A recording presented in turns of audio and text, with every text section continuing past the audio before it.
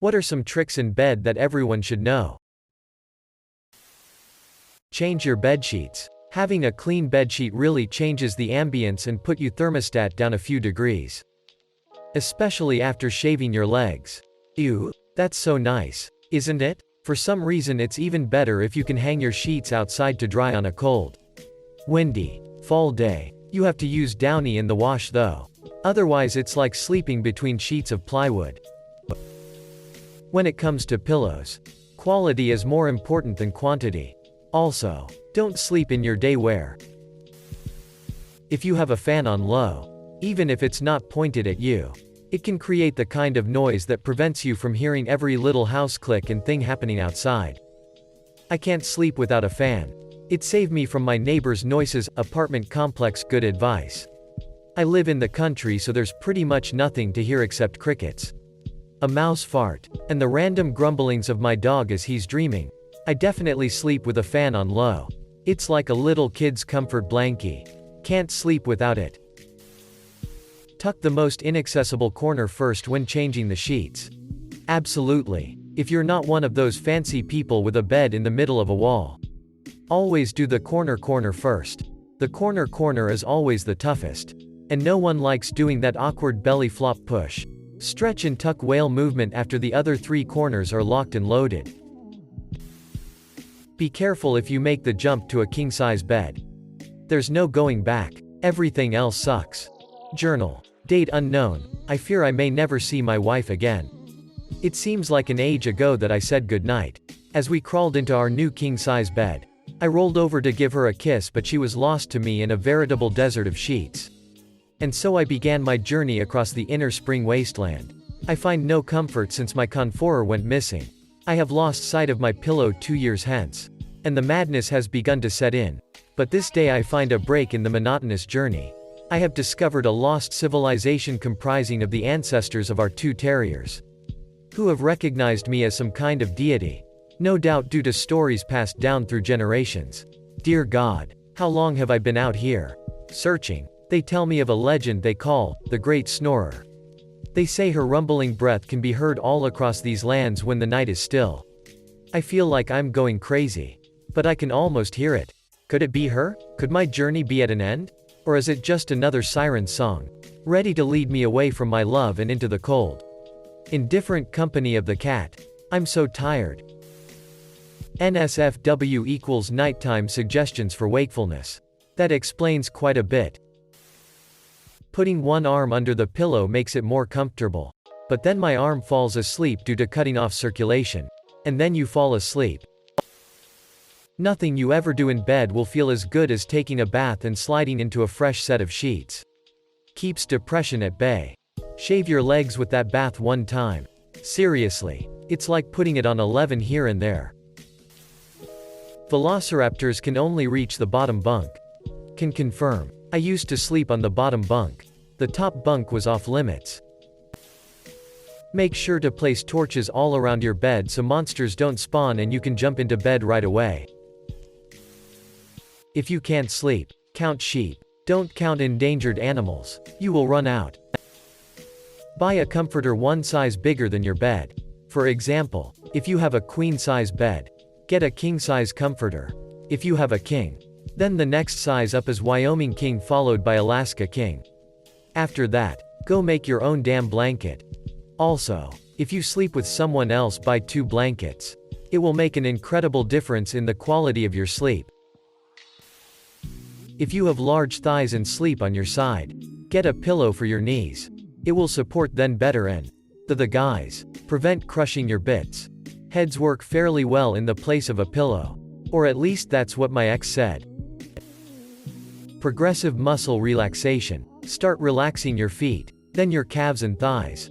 Move upwards and relax your back muscles, your arms and shoulders. Take some deep breaths. Relax your neck muscles and jawline. You will fall asleep in peace. If you fall backwards onto the bed and lift your legs, you can turn the momentum into a little backwards roll, which looks pretty cool. I just tried this and I fell on my ass. If you are sleeping with your so and they have most of the bed, don't be afraid to just sleep on the floor. Sometimes I put my head on the corner of my husband's pillow. To take it back, he puts his hand on my head to stabilize and quickly yanks the pillow. Somehow we missed the just sleep on the floor stage. Stick one foot outside the duvet. Keeps you remarkably cooler. And shows you laugh in the face of monsters. I've only seen this raw power once before. It didn't scare me then.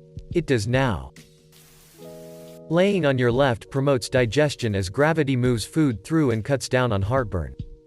I get terrible nightmares when I sleep on my left side. Not sure why. Negotiate the level of white noise in your bedroom before committing to sleeping together.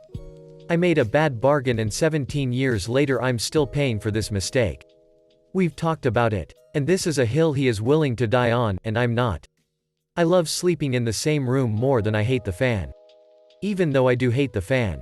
Compromising on the issues that are more important to your partner is what gets you to 17 years, I guess. The even more ridiculous part is that the dogs that sleep in our room are now trained to like it.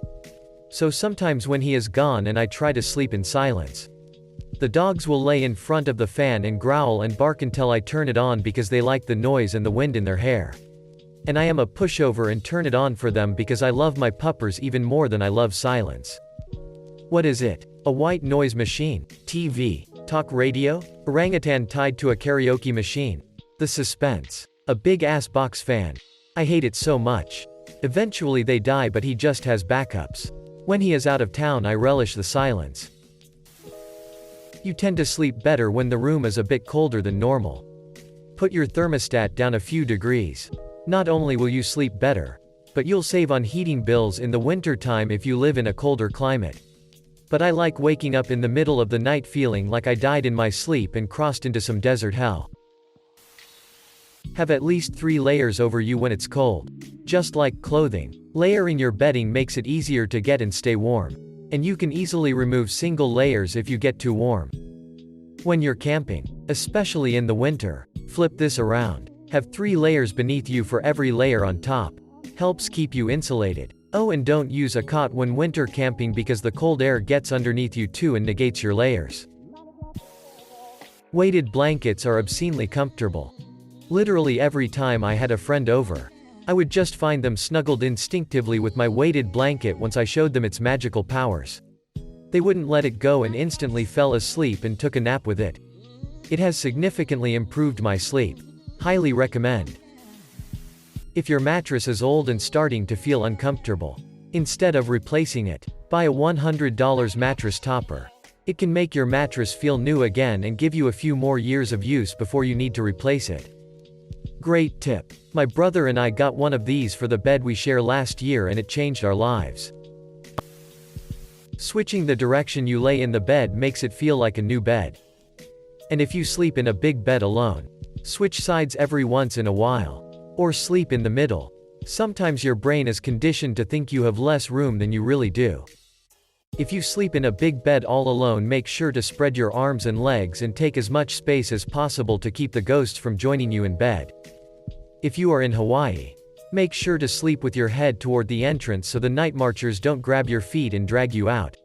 If you are awake and see a night marcher approaching, ancient warrior with a torch, immediately remove all of your clothes and lay face down on the ground.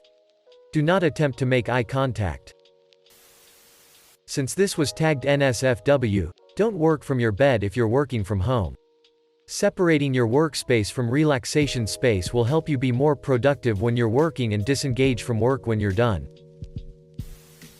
Never, and I mean never, eat an everything bagel in bed. The results are devastating. I still get poppy seeds in my butt crack. I have a joke about poppy seeds. A guy goes into a small grocery store. He sees a pile of potatoes and asks the storekeeper, "What are those?" "Those are potatoes. Can I have a kilo of potatoes individually wrapped?" The storekeeper shakes his head and start wrapping potatoes. "What are those?" "Those are plums." "Can I have a kilogram of plums all individually wrapped?" The storekeeper cusses under his breath and starts packing plums. Single quote dot. "And what are those?" "Those are poppy seeds and they are not for sale." If you get a running start before you flip the light switch off, you decrease the chance of monsters under the bed being able to snatch at your feet before you make it to the safety of the bed. No, I will not bow to the Overlords and get smart bulbs.